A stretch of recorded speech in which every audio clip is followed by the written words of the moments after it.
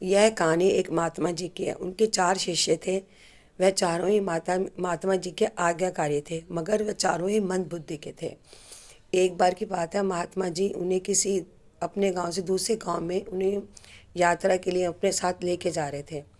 वह एक बैलगाड़ी पे सवार थे और उन चारों शिष्यों से उन्होंने कहा कि आप मेरे संग चल तो रहे, मैं आपको लेके जा रहा हूँ, आप मेरे आज्ञाकारी हैं, मगर मैं आपको जो बात कहूँ आपको मेरी आज्ञा का पालन करना है।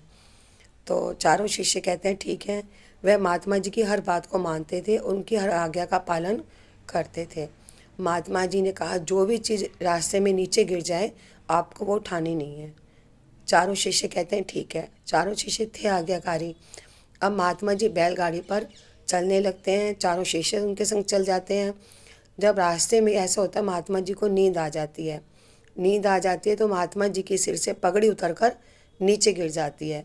जब महात्मा जी काफ़ी थोड़ी देर बाद जगते हैं तो वह देखते हैं मेरी पगड़ी मेरे सर पे नहीं है। तो वो बोलते हैं भी मेरी पगड़ी कहाँ गई।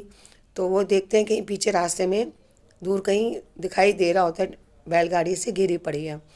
तो वो चारों शिष्यों को डांटते हैं कि आपने मेरी पगड़ी उठाई क्यों नहीं। तो चारों शिष्य कहते हैं आपने तो मैंने कर रखा था कोई नीचे की चीज़ उठाना मत, तो हमने इसलिए आपकी पगड़ी को उठाया नहीं है। तो महात्मा जी सिर पीट के रह जाते हैं, कहते हैं ये कौन से आगे ये हो गया कि मेरी पगड़ी नीचे गिरी हुई है, मैंने इसके लिए थोड़ा मना किया था तुम्हें। खैर कोई बात नहीं। अब ठेला बैलगाड़ी को रोका जाता है, वो पगड़ी उठा कर लेके आते हैं और पगड़ी वो सिर पर महात्मा जी लगा लेते हैं। कहते हैं ठीक है, अब आगे से ये ध्यान रखना जो चीज़ रास्ते में गिर जाए, चलो ये तो कहना मानो मेरा, जो चीज़ रास्ते में कोई भी बैलगाड़ी की गिरती है, कोई भी चीज़ गिरती है, आप उसे उठा लेना। ठीक है। शिष्य कहते हैं ठीक है, हम उठा लेंगे अब आपके कहने से। तो कोई बात नहीं, काफ़ी दूर जाने के बाद गाय गोबर कर देती है।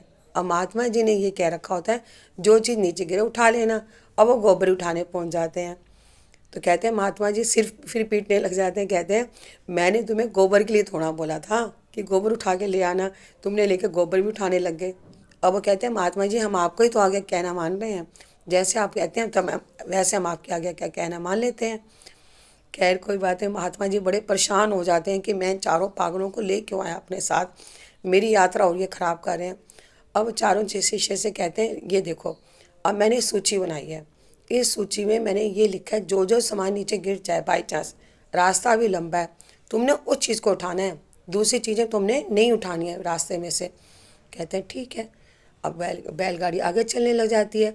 कुछ समय बाद बैलगाड़ी का पहिया गाड़ी में से निकल जाता है। गाड़ी में से निकल जाता है तो महात्मा जी नाले में जाकर गड्ढे में जाके गिर जाते हैं।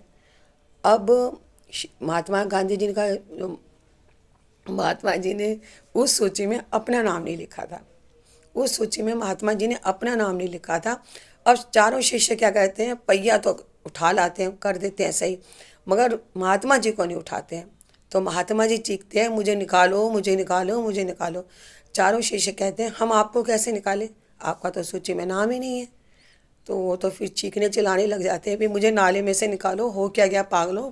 कहते हैं नहीं हम आपके आज्ञा का ही कहना मानेंगे, जो आपने हमें सूची बना के दी है हम इसके अलावा दूसरा कहना आपका नहीं मानेंगे, हम आपको गड्ढे में से नहीं निकालेंगे।